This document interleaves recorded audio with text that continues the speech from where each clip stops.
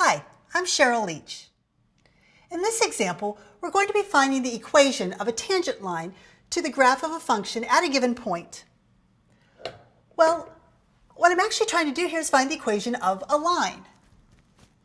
In order to get the equation of a line, you need two things. You need the slope and you need one point that's on the line. Well, this just isn't any line, it's the tangent line. And I know how to find the slope of a tangent line. I use the derivative.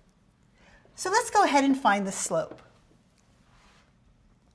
The slope is the derivative of my function. Now when I look at my function, it's fairly complicated. There are several operations going on here. I have a squaring function, I'm subtracting 1, I also have a cubing function, and a constant multiple of 2. So where do I start? Well, I always start with what I call the main operation. What operation encompasses the entire function? In this case, that would be the constant multiple. So I start with my rule for differentiating constant multiples. That one's pretty easy. I just pull that constant multiple out, and then I take the derivative of the factor that remains. Now this factor is much more complicated. It's a quantity that's raised to the third power. So I'm going to need to use the general power rule. So I'll bring the 3 down, copy over the x squared minus 1, and subtract 1 from the exponent. However, what's inside the parentheses is more complicated than just an x, so I need to use the chain rule and take the derivative of that inside function. That derivative in this case will be 2x. So I've completed my derivative, but now I need to do a little simplifying. I have a 2 times 3 times 2. That's going to give me a product of 12.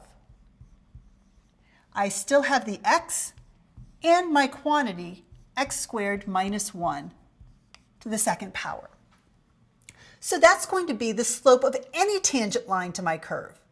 I want to know in particular what happens when x equals 2.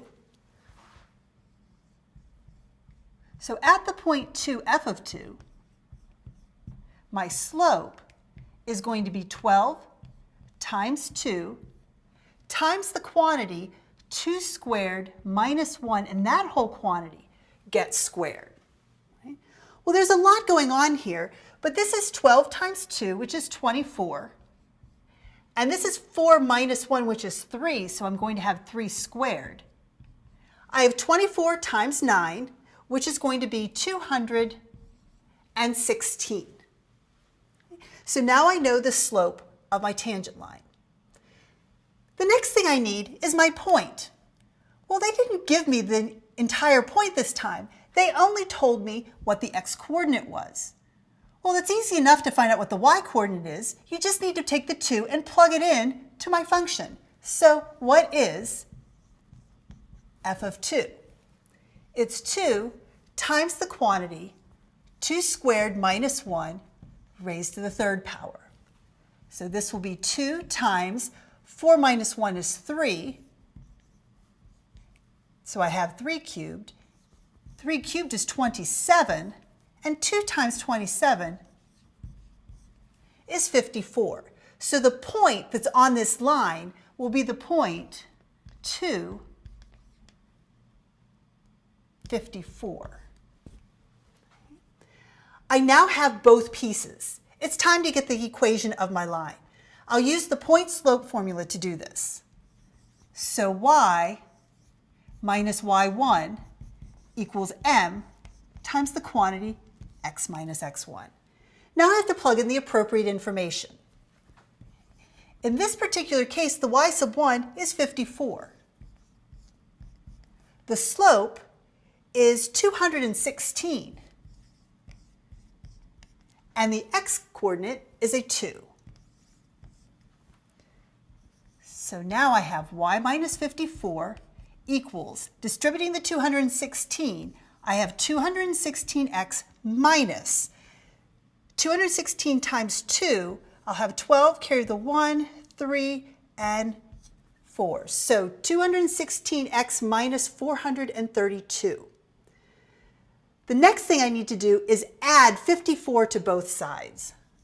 So y equals 216x minus 332. and 78. And this is the equation of my tangent line.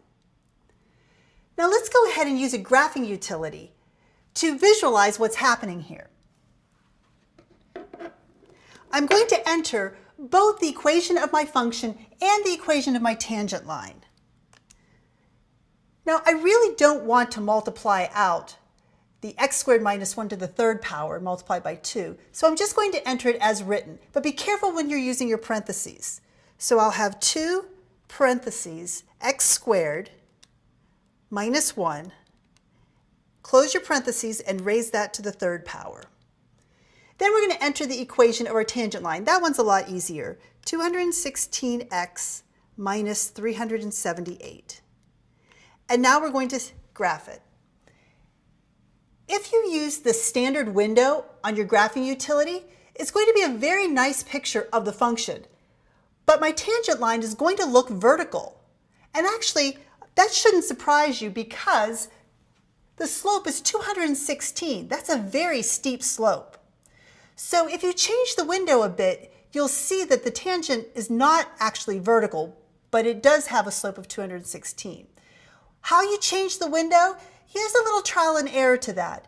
But why don't you try an x minimum of -3 and a maximum of 5 with a scale of 1, a y minimum of -20, a y maximum of 100 with a scale of 10. So when I change those scales,